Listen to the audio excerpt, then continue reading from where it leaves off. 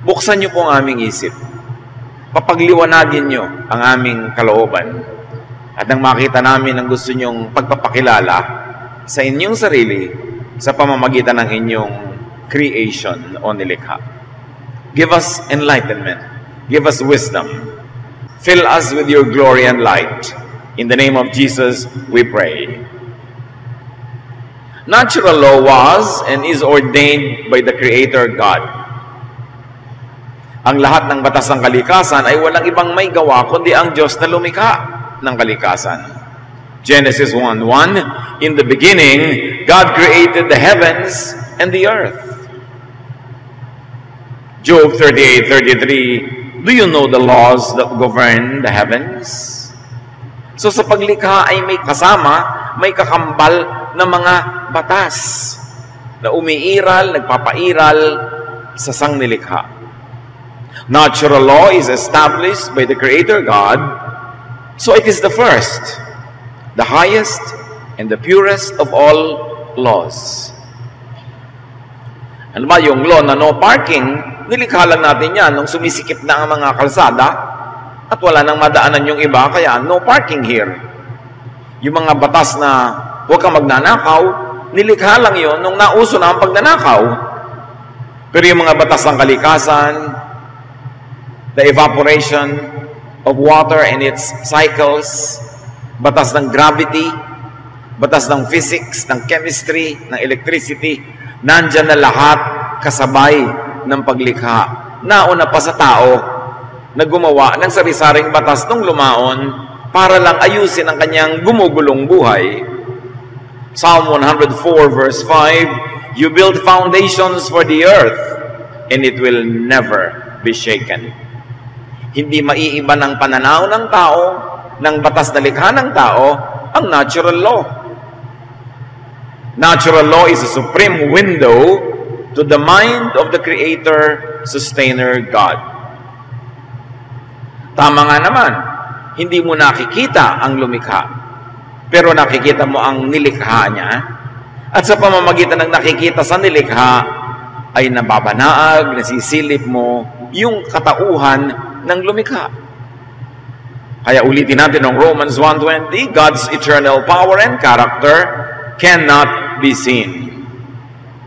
But from the beginning of creation, God has shown what these are like by all He has made. Hindi mo nakikita ang mukha ng Diyos, pero pag tumitingin ka sa bulaklak na bumubuka, ay para mong nakikita ang isang bahagi ng kanyang mukha.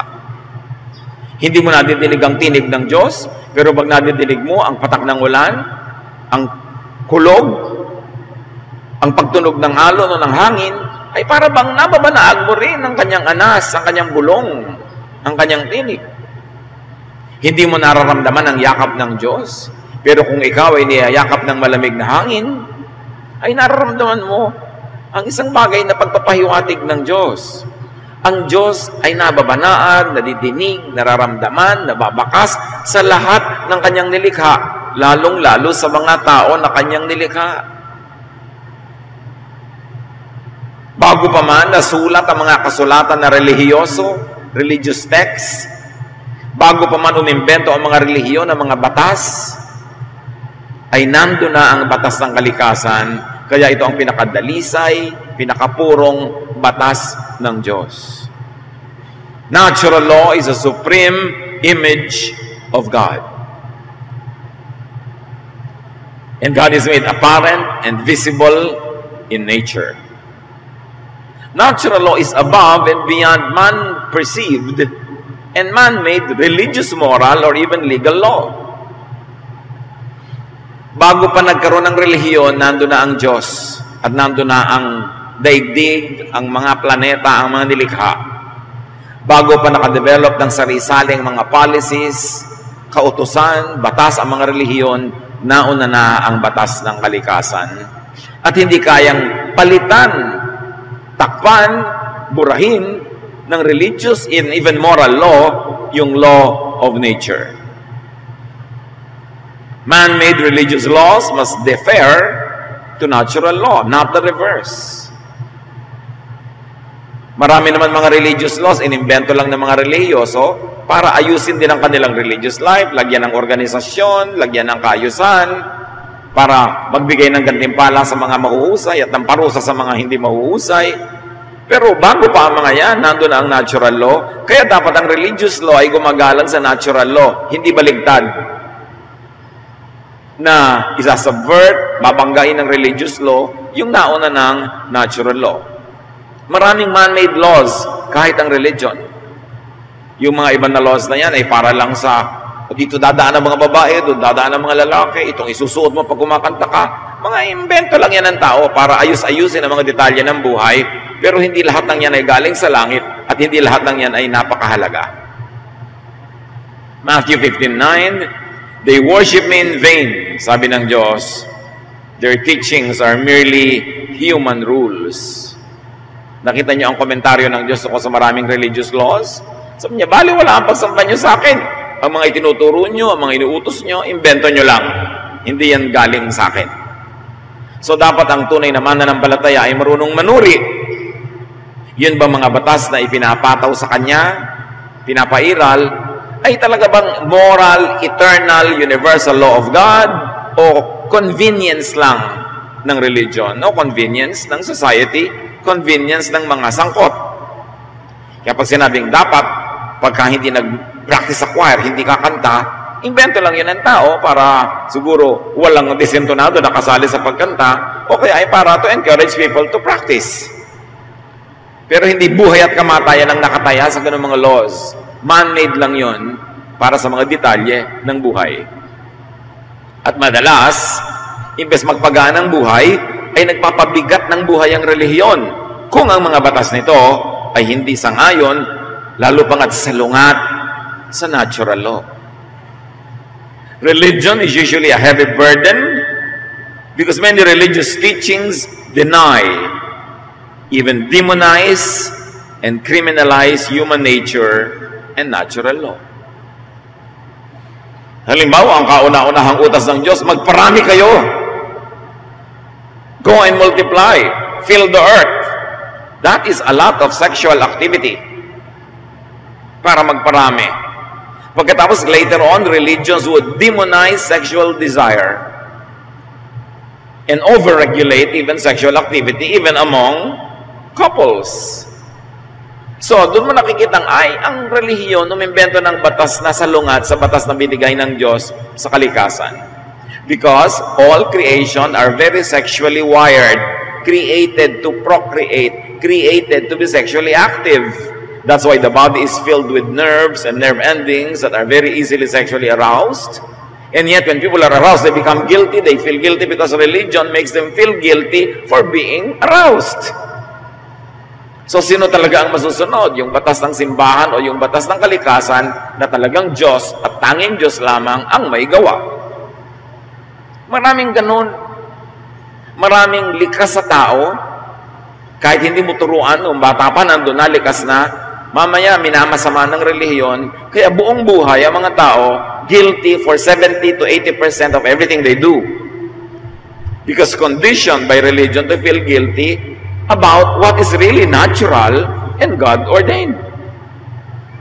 Kaya sa halip na magpagaan ng buhay ay nakakapagpabigat pa kuminsan ang religious practice.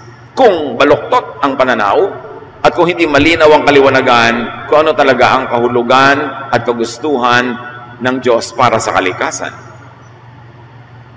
So pag nalilito, pag gustong-gusto mong kumain, appetite which is really given by God, and you are made guilty because ang itinuturo sa inyo ay laging mag-fast, alam mo na kung alin ang mas mataas na batas noon, yung natural, hindi yung religious. So don't feel guilty for wanting to eat because you were created by God to fill your stomach with food. So yung exaggerated na pagpa-fast, taliwas yan sa natural law. Kaya si Jesus laging kinikriticize, bakit hindi kayo nagpa-fast? Yung mga disciples niya, bakit hindi kayo nagpa-fast? Kasi yung mga relihiyoso ng panahon nila, inihambing nila ang pagiging makadiyos sa laging pagiging gutom, which is against natural law. Hanggang ngayon, maraming ganun. Pag kami nanloloko sa'yo, nagdududa ka. Naku, nakaka-guilty, nagdududa po ako, nagiging masama yata ang aking isip. Kasi akala ng marami, pag relihiyoso ka, dapat madali kang lokohin. Sobra ka mapagtiwala. At nagigilty ka na pag nagdududa ka. Samantalang binigyan ka ng Diyos ng protective mechanisms in your brain to protect your life and to protect yourself. Yan ang maraming pagtatalo ng religious law at ng natural law. At pag hindi mo yan isinuri na mabuti, mabubuhay ka full of guilt all the time instead of free from guilt, which is what Jesus accomplished for us. When religious duplicity, when religious confusion on human nature and behavior and norm arises because of the teachings of various religious personages in or out of scriptures, Jesus, the teachings and examples of Jesus must be the standard. Kapag nakakapagdalawang loob ang nadidinig mong katuruan at naglalaban ng likas sa iyo at tinuturo ng relihiyon o ng religious person, sino man sila, ang dapat mong sulingan, pagbatayan, tingnan, pagtuunan ng pansin ay si Jesus. Si Jesus, ang tagapagligtas, siya ang anak ng Diyos, at sa dinami-rami ng mga boses sa Biblia at sa iba pa mga religious scriptures, boses ni Jesus ang dapat manaig. Sa dinami-rami ng nagturo sa kasaysayan, ang turo ni Jesus ang dapat manaig. Because aside from nature, Jesus is the image of the invisible God. Dalawa lang ang images ng Diyos na ibinigay sa Bible. Nature, natural law, that which is God has created, and Jesus. Yung iba, puro false images na. Kaya bawal ang idolatry. Colossians 1:15, the Son is the image of the invisible God, the firstborn over all creation. Mas nilinaw ng contemporary English version, Christ is exactly like God, who cannot be seen. He is the firstborn Son, superior to all creation. Therefore, ipinakilala ang Diyos ng kalikasan at ipinakilala din ni Jesus na wangis ng Diyos ang Diyos. Pero si Jesus ang pinakamataas sa lahat, kaya mas mataas pa rin siya kahit sa kalikasan. So kung nalilito ka, aling batas ang paiiralin ko sa aking buhay? Ang batas ng simbahan o ang batas ng nature? Alam mo na nature dapat ang mas malinaw. At alin ang mairalin ko sa aking buhay? Batas ng simbahan, batas ng nature, batas ng mga propeta, batas ng kung sino-sino, o batas ni Jesus? Alam mo na batas ni Jesus ang dapat mangibabaw because Jesus is the image of the invisible God.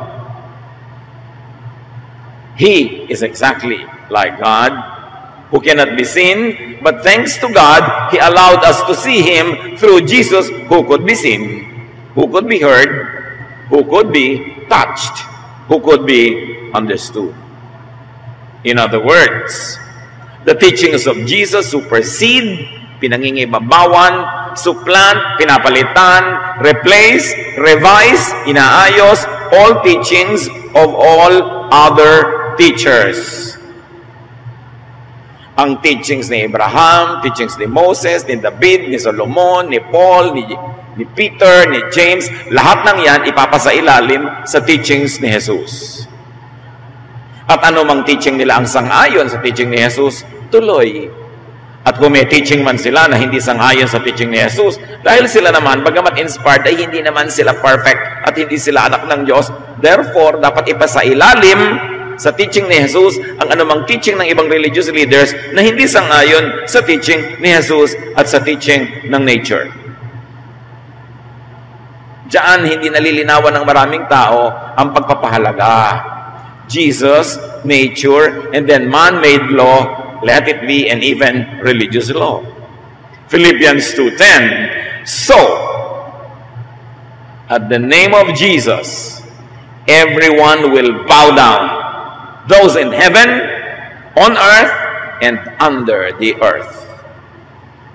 Wala nang lilinaw pa kaysa dyan. Sino mang nasa langit, nasa lupa, at nasa ilalim ng lupa, lahat ng kanilang sinasabi, pinaniniwalaan, itinuturo, ay ipapasailalim kay Jesus. Kaya ang dapat minamaster talaga, teachings ni Jesus.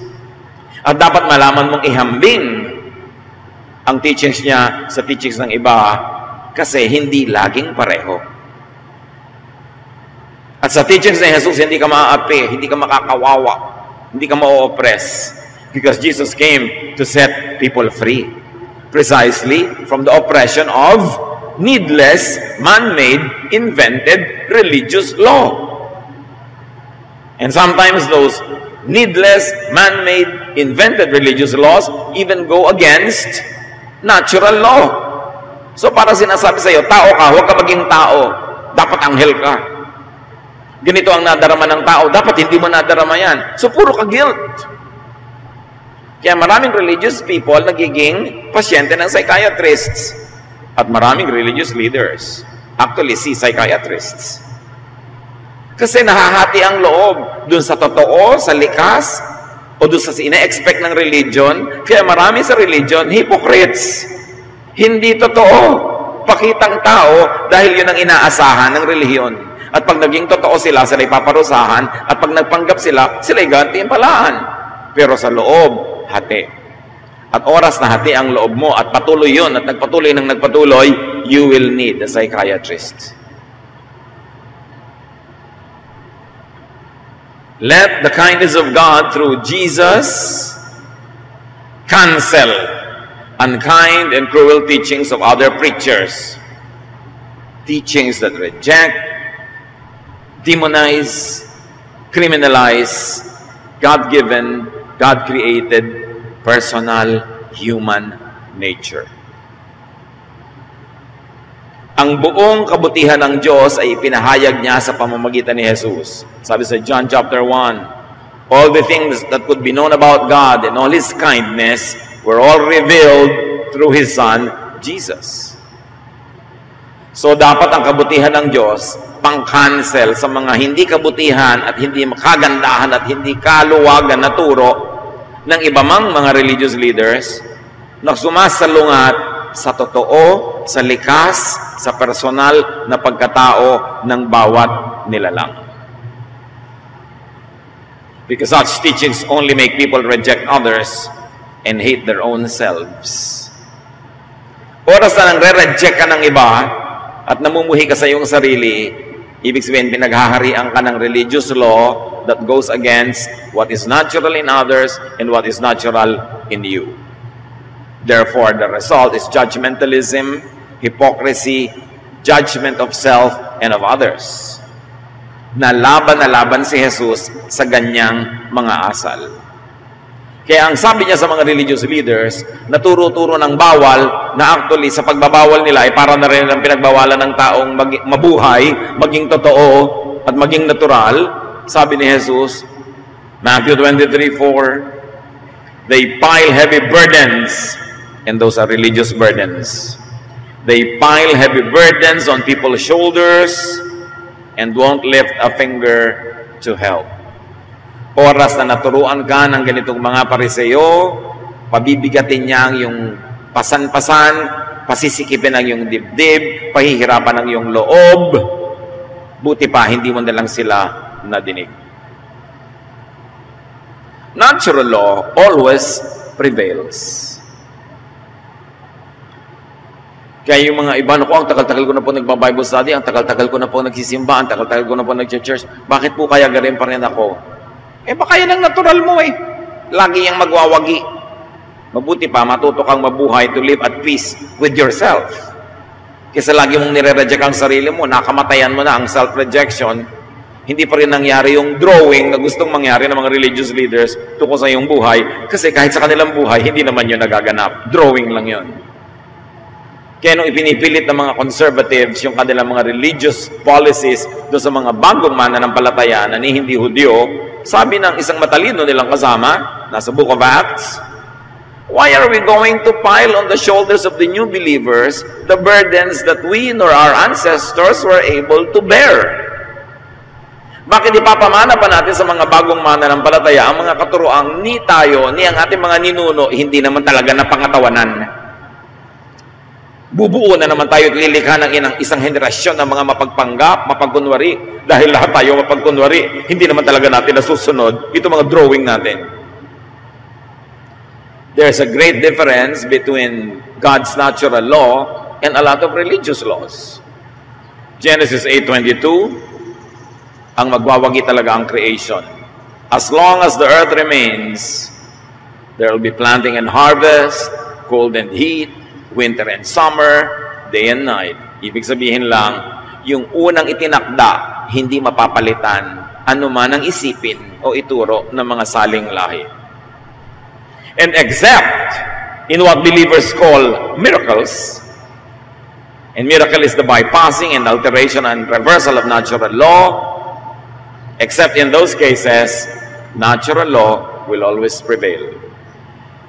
Ang isang barkong punong-puno ng mga banal na mga misyonero, lulubog din at malulunod din silang lahat because of buoyancy, the laws of buoyancy, the laws of gravity.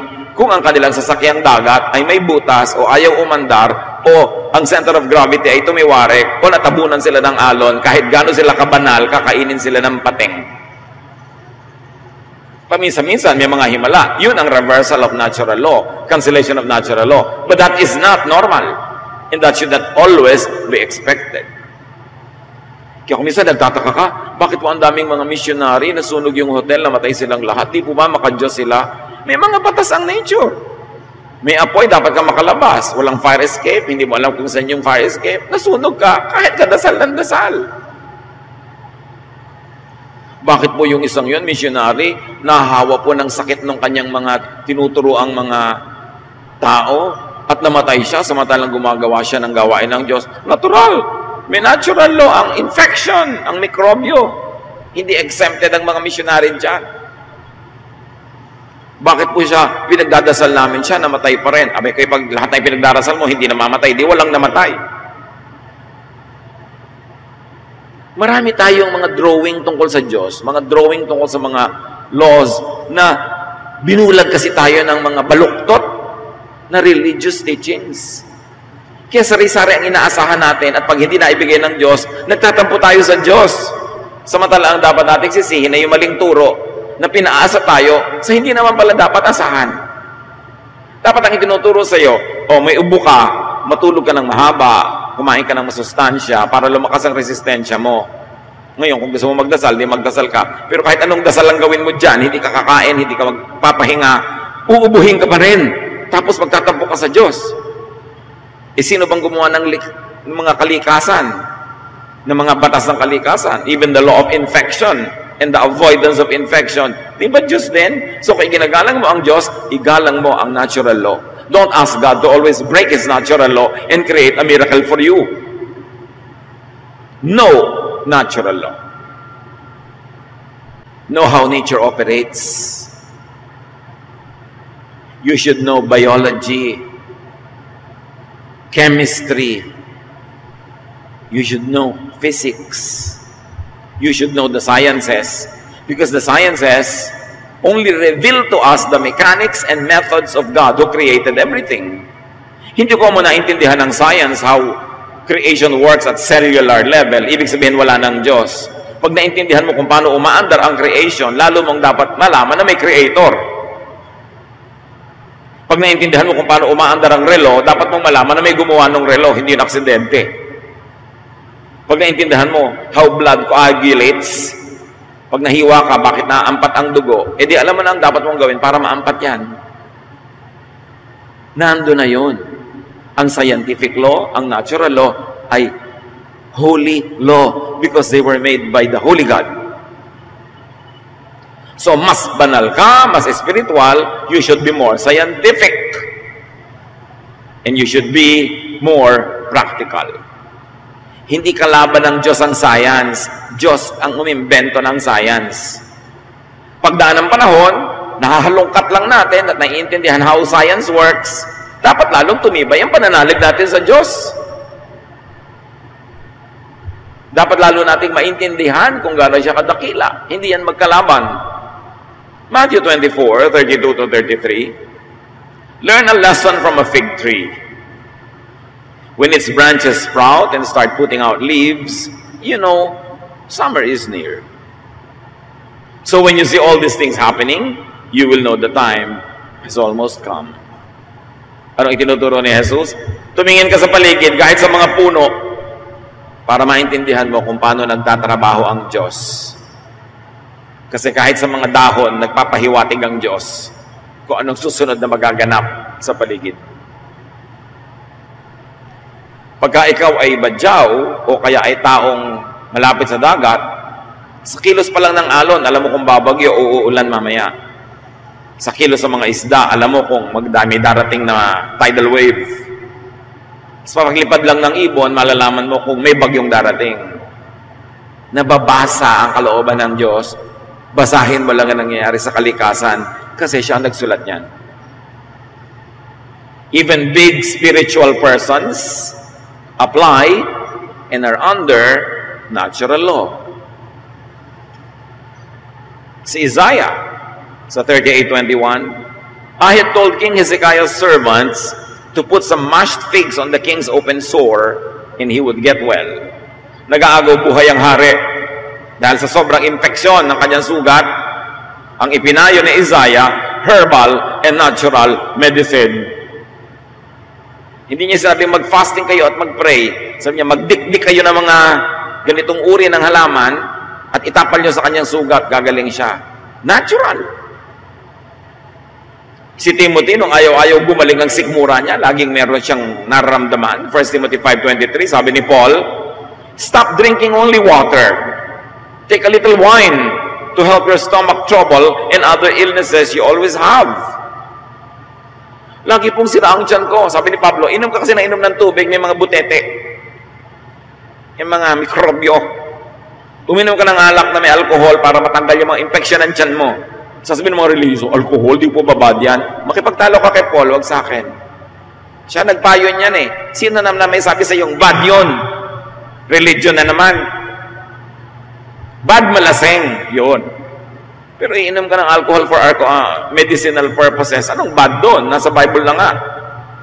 Marami kasing mga inimbentong drawing talaga ang religion. Isang patak lang ng wine. Sin. It's sinful to get drunk and do crazy things so you are drunk. But if you take alcohol and it's good for your health and you don't do crazy things because you don't get drunk, what is sin there? Sobra tayong mag-regulate ng behavior, nakakasakal na at hindi nagaling sa Diyos. So ang payo ni Pablo, natural medical treatment. Nung ang propeta ay gusto nang bumigay at mamatay, 1 Kings 19:7, the angel of the Lord came back a second time and touched him and said, get up and eat, for the journey is too much for you. So nagkakaroon na ng mental problem itong prophet na to, gusto na niyang mamatay, gutom lang pala. So ano ang payo ng anghel? Fasting ba? Prayer ba? Food and rest. Anong kailangan niya eh? Para mag-balance ang kanyang katawan. No, ang mga disipulo ay nakakanda antok-antok at hindi nila masamahan si Jesus sa paglalamay, Matthew 26:40. Then he returned to his disciples and found them sleeping. Jesus said, couldn't you men keep watch with me for 1 hour? He asked Peter. Hindi naman niya talaga pinagalitan. Sabi lang niya, talaga bang hindi niyo mapigil ang inyong antok kahit isang oras? Even Jesus recognizes human nature and human limits. E mga puyat, natural nakatulog. Pagkatapos mag-organize yung church ng overnight prayer vigil at mamasamain yung mga inaantok at nanunuwag ng katabi. Bakit ka pa aatin ng mga overnight prayer vigil kung antok na antok ka rin lang naman, magpapanggap ka lang na nakikinig, pero hindi naman talaga sinusuwag mo na nga yung likod ng mga nasa tabi mo, matulog ka na lang. Godly activity din yun, kasi Diyos din ang umimbento ng antok para ka makatulog at nang maipahinga mo ang iyong katawan. Matthew 26:41, sabi ni Jesus, the spirit is willing, but the flesh is weak. Even he recognizes that physical nature could win over spiritual intent. God remembers that we are dust. So you too must remember that you are dust, and you must remember that other people like you are also dust. Don't over-expect. Huwag nating sakalin pahirapan ng tao at ang ating kapwa at sarili sa mga expectation na hindi natural at hindi pwedeng mangyari. Because God is the author of natural law, He's the author of science. Science could be God's most reliable and last prophet. Ang tunay na maka-Diyos, hindi kontra science. Science ang lalong magpapahayag sa atin ng kadakilaan ng Diyos. Through electron microscopes, we see how God works in the minutest of details. Through telescopes, we are able to peep into the vastness of God's creation. Through X-rays, through CT scans, through MRI, nakikita natin kung paano nag-ooperate yung invisible parts of the human body. Science is God's great prophet. Hindi siya kalaban. At kung ikay maka-Diyos, spiritual, hindi mo dapat labanan ng scientific law. Dapat mo ma-appreciate because behind all those laws was the lawgiver, God, the Creator Himself. Dadami ang karunungan, huwag mong ignoren. Dapat kang matuto. Yung mga binabasa natin ng mga religious scriptures, libu-libong taon na yan. Ang dami nang nangyari between then and now. Wala nga namang ignoren mo lahat ng nangyari. Itapon mo sa basurahan lahat ng nalaman ng tao at ipipilit mo yung old-fashioned interpretation samantalang ang dami-dami mo nang nadagdag na kaalaman. Daniel 12:4, isang propesiya pagdating ng panahon, but you, Daniel, roll up and seal the words of the scroll until the time of the end. Many will go here and there to increase knowledge. In other words, hindi mo dapat baliwalain ang mga nadadagdag na karunungan mula nung isinara na ang libro. Ipinasara kay Daniel, pero sabi niya, maraming madadagdag na kaalaman sa tao. Knowledge-based orientation, mind-based orientation is natural and therefore part of natural law. It is possible to have conflicts between science and religion, especially man-made and man-developed religion. But there should be no conflict between science or natural law and God, because God is the author and creator of nature. Maaaring maraming hidwaan ang relihiyon at siyensya, pero walang hidwaan ang Diyos at ang siyensya. Kasi ang siyensya ay likha ng Diyos. Ang relihiyon ay likha ng tao. Maari nagsimula sa revelation ng Diyos, pero maraming idinagdag ang tao over time, kaya hindi mo na malaman kung yung turo ngayon ay Diyos ang nagbigay o dagdag lang ng mga tao sa pagdaan ng panahon. Science, more than man-developed doctrines, could reveal and reflect God's truth. Si Galileo, noong napakatagal ng panahon, 350 years ago, more than 350 years ago, nag-observe siya at sinabi niya that the earth is a sphere. Bilog daw ang mundo. Ang paniniwala ng mga tao noon, lalo ng mga relihiyoso, ang mundo ay flat. Kaya natatakot silang sumakay sa mga barko at maglayag na maglayag dahil baka dumating sila sa gilid, sa dulo, malaglag sila at sa ilalim may malaking dambuhala na sila kakainin. Yan ang paniniwala nila. Kaya malaking leap of faith ang ginawa ni Magellan na naglayag sa dagat na hindi niya alam kung saan patungo. Kasi iniisip nila na flat ang mundo. At kahit sa Biblia, sa relihiyon, sinasabing, the sun will rise, the sun will set, therefore the earth is thought to be flat, and that the sun revolves around the earth. Nung itinuro ni Galileo that the earth is a sphere, and it's actually the earth that revolves around the sun, not the sun revolving around the earth. Therefore, the sun does not rise or does not set, which is not equal to what the Bible verses say, sunrise, sunset. Tinawag ang kanyang katuruan na heresy. Kalapastanganan sa Diyos. We should note, brothers and sisters, that while we appreciate the general message of Scripture, Bible writers wrote from their perspective, from their context. Bible writers wrote from the knowledge available to them in their time.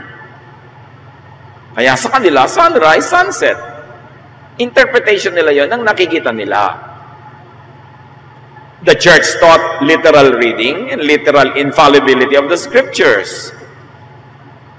Yan ang pananaw at paninindigan ng simbahan, that there should be literary infallibility of the scriptures. At ang pagbasa, lahat literal. And the church punished people who believed otherwise. So in 1633, the church investigated, tried, and found Galileo vehemently suspect of heresy. They forced him to recant. Ipinabawi ang kanyang katuruan at siya inaresto, and he lived under house arrest until he died a lonely death. Meanwhile, 350 years later, enlightened by science, in 1992, the Roman Catholic Church apologized for its verdict against Galileo and apologized more than 350 years later. Sabi ng simbahan, ay, tama si Galileo, bilog ang earth, hindi flat, the sun does not rise or does not set. So, sorry na lang. Pero kulang na lang, pinatay nila yung tao nung araw sa pag-iisip. Kahit ngayon, mag-isip ka ng medyo lihis sa official religious stand ng marami, evil ka, heretic ka. But science is God's handmaiden, not an enemy. So respect, submit to natural law. Do what is natural and practical. Because the author of natural law cannot be the same author of religious law that goes against natural law. Pag may dalawang magkabaligtad, natural law, religious law, alam naman parehong Diyos ang may gawa nun, kontrahin niya sarili niya. At alam natin na Diyos, walang duda, ang author ng natural law. So ang pagduduhan mo, yung gumagawa ng mga religious law.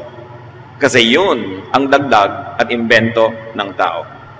Do not oppress people with moral or religious laws that oppose natural law. That would be most unnatural, impossible, and oppressive. Pag sobrang relihiyoso, kahit nga mag-asawa, naku, ayaw pa maging liberal sa kanilang romantic life, sa kanilang intimate life. Kasi sabi na, di po ba, bawal yun, masama yun. Dapat ang lahat ng mga pita ng laman. Sister naman, nag-asawa na nga kayo, papita-pita ka pa dyan. Ano gusto mo? Magtimpi ka ng magtimpi hanggang sumakit ang ulo mo. Sumakit ang puson mo. Pagkatapos mamatay ka na sa katandaan, nagsisisi ka, hindi mo nagawa ang gusto mong gawin. Kasi timpi ka ng timpi. Turo kasi ng religious leaders. You should review, redefine, and refine religious law by and with science, with knowledge. 1 Corinthians 13, 9-10, si Pablo na ang may sabi, we don't know everything, and our prophecies are not complete, meaning not perfect. But what is perfect will someday appear. Sabi niya, mga propeta kami, mga disipulo kami, pero hindi namin alam lahat. Ang aming mga sinasabi, ang aming mga katuruan, incomplete, imperfect. Pero balang araw, dadami ang karunungan, magkakaroon ng kaliwanagan, and perfection will appear. Pero sa panahon namin na ngayon, na nagsusulat, nagtuturo, hindi kami perfect. Ang turo namin, hindi perfect. Siya na mismo may sabi. And what is perfect, imperfect, sabi ni Paul, will then disappear. So the imperfect will disappear when the perfect comes. Ignorance should disappear when the light comes. Mistake should come when correctness comes. Habakkuk 2:14. For the earth will be filled with the knowledge of the glory of the Lord as the waters cover the sea. Naka-future tense nung sinulat. Kinikilala nila na sa panahon nila, marami pa silang hindi alam. Sabi nila, mapupuno ang mundo ever increasingly with the knowledge of the glory of the Lord. We cannot ignore the growth of knowledge since those ancient times up to now. We should not pretend na walang nadagdag sa kaalaman ng sangkatauhan mula noon hanggang ngayon. At dapat nating kilalanin, pakinabangan ang mga karunungang nadadagdag sa karanasan ng sangkatauhan. Knowledge and understanding grows and must be considered and used in understanding God, the perfect one, and in understanding natural law. And because nature was made by God, and natural law was created by God, believers should preserve, protect, nourish, and develop nature. Napaka-importante. Ang mga tunay na mananampalataya must preserve, protect, nourish, and develop nature. Part dapat ng activities sa mga tunay na mananampalataya, nag-iingat ng kalikasan, naglilinis sa mga ilog, nagtatanim ng mga puno, nagbabawas ng pollution. Dahil lahat yan, Diyos ang may gawa. Dapat nating alagaan. Do you know the first commandment? Many people don't know what the first commandment is. Akala nila, alam nila na nasa 10 commandments. No. Before the 10 commandments, before religion, before Moses, meron ang first commandment. Genesis 1:28. God gave them His blessing and said, meaning Adam and Eve, have a lot of children. That was the first commandment. Have a lot of children. Fill the earth with people and bring it under your control. Bring it under your management. Rule over the fish of the ocean, the birds in the sky, and every animal on the earth. Yan ang magkakambal na first commandment. Take care of creation. And pag have a lot of children, that's a lot of sexual activity. Kaya ang tao nilikha na maraming masyadong orientation that are amorous, that are desirous of physical intimacy. And yet religion demonizes these things. Samantalang Diyos mismo magutos. Kung walang sexual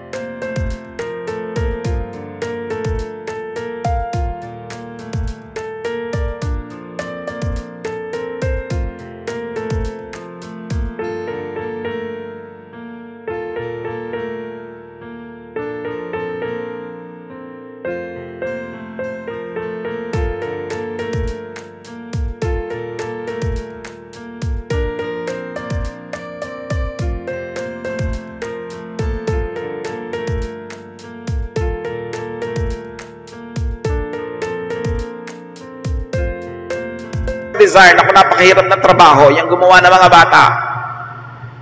Walang gagawa niya kasi kakapagod. Kaya nilikha na meron siyang gratification, meron siyang reward. Because it's hard work. And you know that God had that in mind when God created you. Pagkatapos mamasamain. Yun ang sinasabi natin na religious law going against natural law. Alam niyo kung sino ang dapat magwagi. One of the best ways to honor God, the creator and sustainer of nature, is to respect nature. One of the best ways to worship God is to teach and obey natural law. Matthew 15:9, sabi ni Jesus, nasabi ng Diyos, it is useless for you to worship me when you teach rules made up, invented by humans. So it is important to understand and separate and segregate the true laws of God and the laws created by man. Mga kapatid, know, observe, respect, and apply natural law in daily life. Yan ang challenge. Mag-observe ka araw-araw, kapatid, kung ano talaga ang laws of nature. Halimbawa, one law of nature, most mangungutangs don't pay. Di ba natural law yun? Pag na-observe mo yun, tatalino ka. Malalaman mo how to protect yourself. Another law of nature, corollary to that, most mangungutangs nagkakaroon ng amnesia. Sabihin niyo sa akin hindi totoo. All you have to do is observe. Kaya mahalaga ang mga salawikain, ang mga bugtong, ang mga kasabihan. Kasi sa pag-observe ng mga ninuno natin, ng mga laws of life, nasabi nila in 2 sentences, ang napakatagal na bunga ng kanilang panunuri. Pag sinabi nilang putik din lang at putik, tawirin at ang malapit, may natural truth yon. Magpaikot-ikot ka man, mapapagod ka rin, ganun din ang ending. So, iksian mo na lang. Law of nature, na-observe nila. Ang naglalakad ng marahan, kumatinig kay mababaw. Ang naglalakad ng matulin, kumatinig kay malalim. Law of nature. Ang mga nagmamadali, grabe ang mistakes. Yun ang sinasabi natin. May laws ang nature.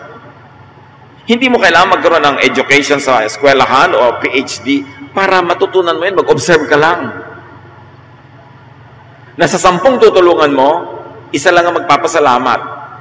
Yung 3 magrereklamo, yung 4 makakalimutan ka, at yung iba magagalit pa sa'yo. Law of nature, totoo yun, pabalik-balik na rin yung ng buhay. Kailangan nag-observe ka ng natural law in spite, in fact, because of spiritual faith. Isa pang law of nature, pag faithful ka talaga sa giving, sa tithing, abundant ka sa buhay. Totoo yun, observable, at pinapatunayan ng marami. Bakit kaya? Hindi natin alam why it works. Pero ibinigay naman na utos. Tapos hindi naman kung ibinigay na religious utos at inuulit-ulit ng simbahan, yun na nga yun. Tingnan mo kung nag-work talaga sa buhay mo. Dahil talagang lahat ng givers nagpapatotoo na sa mga pangangailangan nila, dumarating ang tugon ng Diyos. Law of nature. The law of giving. So know and observe human nature in dealing with others, in your own natural self and reality. One law of nature, people are really selfish. Kahit anong pambubulag sa iyo ng mga philosophies and religions, ang katotohanan ay, people are selfish. Your children are selfish. Your parents could also be selfish. Although they could be the most selfless people on earth. Yung kapatid mo, selfish yan. Asawa mo, selfish yan. Neighbor mo, selfish. Natural yan. Para pag-expectan mo sila na hindi magiging selfish, mabibigo ka lang, mabuti pa handa ka na lang, kasi yun ang law of nature. The preservation of life makes people selfish so that they are able to protect their lives. Sometimes yung iba lang labis, sumasobra, that in protecting their own lives, they already snuff out the life of others. Kaya nagkakaroon ng mga batas para yung mga sobra ay magkaroon ng hangganan. Kaya maraming nabibigo sa pag-ibig. Ano ang law of nature? Huwag kang maniwala na magiging isa ka lang sa buhay niya. Lahat ng naniwala dyan, 90% nabigo. Kasi all you have to do is observe. Sabi mo, ikaw lang ang isa sa buhay ko. Today. Kasi pag hinanda mo yung sarili mo, darating ang panahon, titingin to sa iba, ma-attract din to sa iba, magkakamali rin to, tapos babalik din sa akin. Pag naintindihan mo yon, mababawasan yung pain ng life. Kesa umaasa-asa ka, diba? Sabi ko yun noon. Because people change. That's another law of nature. Hindi ko mo minahal ka no ikinasal kayo, lagi kang mamahalin. Hindi ko mo nangako sa'yo, natutupad lagi. All you have to do is look at the law of nature. Para mabawasan ang hapdi ng mga kahibangan na drawing na nasa ating utak. Basic inborn human nature is determined, designated, and designed and created by God and must be respected as part of nature or natural law. Yung anak mo ayaw sa math, pinapantal. Pag nakakakita ng math, huwag mong pilitin. Natural law, yun ang likas. May anak ka mahilig sa arts, huwag mong pigilin. Yun ang likas. Huwag pigilin ang likas. Lalo't ko ang likas naman ay hindi nakakamatay sa iba at nakakasama sa iba. Kasi sisikilin mo, kokontrolin mo, pipilitin mo siyang magpanggap to go underground o kaya lumayo at lumaya sa iyo. Ganun lang ang nangyayari dyan eh. Di ba? Ganun lang yun. Hindi ba kayo nakakakita ng law of life? Na yung mga magulang na laging ipinipilit ang gusto nila sa anak nila, naglalayas lang yung anak. Hindi pa ba sapat ang nakita nating example sa buhay? Para makita natin, yes, may law of nature. Ang tao, parang ibon. Ibon may layang lumipad. Di ba? Kulungin mo at pumipiglas. So, sino mang kinukulong mo, nagpipiglas. Pag kinukulong mo boyfriend mo, magpipiglas. Kinukulong mo anak mo, magpipiglas. Huwag mo nalang kulungin. If you love something, sabi nga nila, set it free. If it comes back, it is yours. If it doesn't come back, it never was yours. So, nalaman mo na. Mas relax ka sa buhay. There are laws. At yung likas na tao, may likas na ugali. Bata pa lang ang liliit, nababanaag mo na ugali. Kahit magpasirko-sirko ka, lulunin mo lahat ng alambre sa mundo, hindi mo yun mapapalitan. Pag pinilit mo siyang palitan, lalayasan ka lang niya, magkalayo lang kayo, o magpapanggap lang siya. And you will not be free. Psalm 139, 14-16, I praise you, God, because I am fearfully and wonderfully made by you. Your works are wonderful. I know that full well. My frame was not hidden from you when I was made in the secret place, when I was created, when I was conceived by my mother, when I was woven together in the depths of the earth. Your eyes saw my unformed body. All the days ordained for me were written in your book before one of them came to be. O Diyos na lumikha sa akin, alam ko, magaling ka, so magaling ang pagkakagawa mo sa akin. Kasi nabubuo pa lang ako sa sinapupunan ng aking ina, ikaw yung bumubuo sa akin. Alam mo kung paano ako nabuo, alam mo kung ano ang material that I am made of. And because you know what I am made of, you know what I'm capable of, you know my inclinations, therefore you already know what I will do in my life. Naka-ordain na yan. Pag hindi natin iginalang ang likas na pagkatao ng isang tao, ay hindi natin iginagalang yung kalooban ng Diyos na lumikha sa Kanya, at ilalayo lang natin ang loob niya sa atin. We cannot and we do not change people. In another promise ng religion, join our church and you will change. Really? Yung mga nagbabago after retreat, 3 days lang yun. After 1 week, nagtutubuan na ulit yung mga sunga, yung mga kaliskis, yung mga kuko. Tapos sabi ko, 1 week na po natapos ang retreat, bumabalik na po dati kong ugali. Eh, baka naman yan talaga mong ugali. Hindi mo nalang tanggapin. Unless, gusto mo 100% of the time, nasa retreat ka. Talaga po. Eh, kumustahin mo naman yung mga ugali nung nag-organize ng retreat? Kung sila man nangyayari sa buhay nila, yung tinuturo ng retreat. Tigilan natin ang pagkukunwari.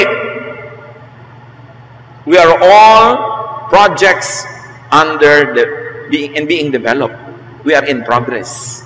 Nobody is perfect. Nobody arrives.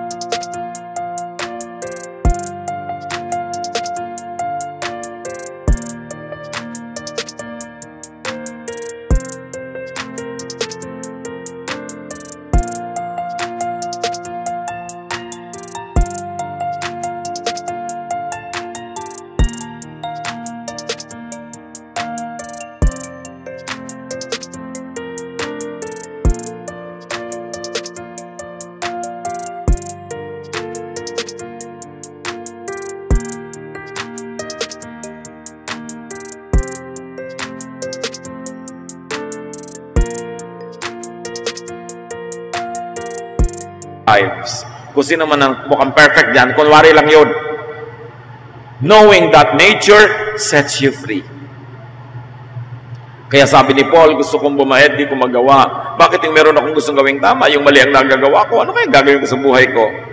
So all your life, you will deny it. Jesus teaches people to accept themselves and others. And that's where freedom is. And then to just keep on being the better version, the best version of your natural self. But you cannot be who you are not. Stop being what you are not. And get alive by starting with who and what you really are. People do not change. Meron pa, Diyos ko, baguhin mo po ang anak ko. Kung binabago ng Diyos ang tao, di kasalanan niya lahat yung hindi nabago. Dahil ba't yung iba, hindi niya binago? Yung pala naman, binabago niya ang tao. Again, drawing ng religion. Ang itinuturo sa atin ni Jesus, hindi baguhin ang tao, kundi tanggapin ang tao. Tanggapin ang kanyang katotohanan. Baguhin lang yung mga konti-konting mga uga-ugali niyang pwedeng baguhin. Alam nyo, yung what was taught, what was learned, can be unlearned. Yun ang pwedeng baguhin. Bad behavior siguro, bad habits that were only learned because of bad instruction and bad bringing up, pwede yun mabago. Pero yung likas na pagkatao, hindi yun nababago. The sooner you accept it, the more you will relax in life. And the more you are relaxing, you will be as a companion. Because if God changes people, di kasalanan ng Diyos if He doesn't change people.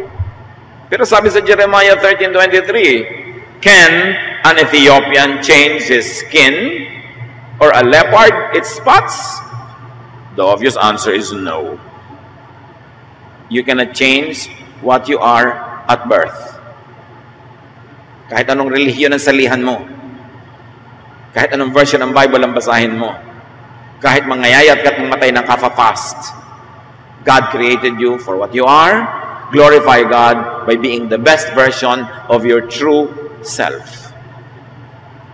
Respect peoples in your own nature and natural composition. Yung pagkatao, likas na ugali, ang pwede lang baguhin yung acquired behavior. Pero yung natural composition, hindi yun naiiba. Do not let religious superstition and religious bias rule over knowledge and over science and over nature. Teach and make people respect your nature. Respect natural law. Marami yan. The law of balance. Tawag ng iba, na allergic ang mga Christian karma. Meron talaga. The law of balance. The law of giving. The law of poetic justice. The good is rewarded, the evil is punished, although you have to recognize how the punishment comes and how the reward comes. Live by natural law and relax. Rest and be at peace. God created you. God also created all other beings around you. Accept your reality. Change what can be changed. Accept what cannot be changed. And enjoy your life. Dear God, thank you that you are the author of natural law, which is impersonal at many times, therefore without bias, therefore just.